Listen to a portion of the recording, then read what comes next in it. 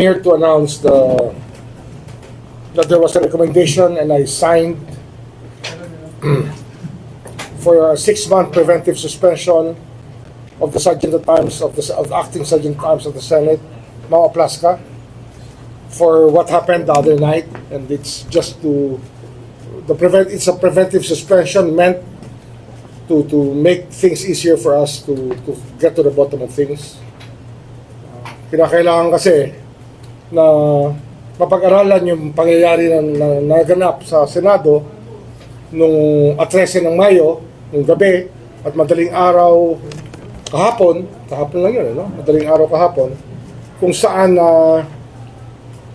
nagkaputukan at tila tumakas sa protective custody ng Senado si Senator Bato de la Rosa na merong warrant of arrest galing sa ICC. At yun ang mahalagang balita na inaanunsyo ko ngayon sa inyong lahat sapagkat kinakailangan kumilos tayo sa bagay na ito. OMB, kano po katagal? Microphone please. 6-month microphone. Good afternoon po, Isa Umali po from DCWB. Ano po katagal yung preventive suspension? 6 months. And nakausap niyo na rin po ba si Senate Sergeant at Arms Aplaska? Hindi ko pa kinakausap. At pero pinadala ko na ang order sa Senado para matanggap nila kagad sapagkat ang usapang ito ay napakaseryosong usapan. Sa isang opisina na itinatag ng ating saligang batas, ang mga pangyayaring ito ay hindi katanggap-tanggap, lalo-lalo na na siya ay gumaganap bilang Sergeant at Arms at siya pa nagpaputok unang putok ng baril. It's worrisome if we allow this to go unpunished and just ignore it. We cannot ignore something of this magnitude. I'm here to announce that there was a recommendation and I signed for a 6-month preventive suspension of the Sergeant at Arms of the Acting Sergeant at Arms of the Senate, Mau Aplaska, for what happened the other night, and it's just it's a preventive suspension meant to make things easier for us to get to the bottom of things. Kinakailangan kasi na mapag-aralan yung pangyayari na naganap sa Senado nung 13 ng Mayo, nung gabi, at madaling araw kahapon lang yun, no? Madaling araw kahapon, kung saan nagkaputukan at tila tumakas sa protective custody ng Senado si Senator Bato de la Rosa na merong warrant of arrest galing sa ICC. At yun ang mahalagang balita na inaanunsyo ko ngayon sa inyong lahat sapagkat kinakailangan kumilos tayo sa bagay na ito. OMB, kano po katagal? Microphone please. 6-month microphone.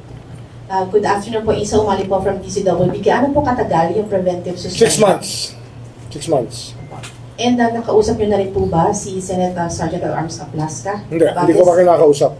At pero pinadala ko na ang order sa Senado para matanggap nila kagad sapagkat ang usapang ito ay napakaseryosong usapan. Sa isang opisina na itinatag ng ating saligang batas, ang mga pangyayaring ito ay hindi katanggap-tanggap, lalo-lalo na na siya ay gumaganap bilang Sergeant at Arms at siya pa nagpaputok unang putok ng baril. It's worrisome if we allow this to go unpunished and just ignore it. We cannot ignore something of this magnitude. I'm here to announce that there was a recommendation and I signed for a 6-month preventive suspension of the Sergeant at Arms of the Acting Sergeant at Arms of the Senate, Mau Aplaska, for what happened the other night, and it's just it's a preventive suspension meant to make things easier for us to get to the bottom of things. Kinakailangan kasi na mapag-aralan yung pangyayari na naganap sa Senado nung 13 ng Mayo, nung gabi, at madaling araw kahapon lang yun, no? Madaling araw kahapon, kung saan nagkaputukan at tila tumakas sa protective custody ng Senado si Senator Bato de la Rosa na mayroong warrant of arrest galing sa ICC.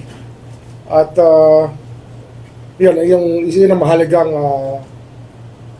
balita na inaanunsyo ko ngayon sa inyong lahat sapagkat kinakailangan kumilos tayo sa bagay na ito.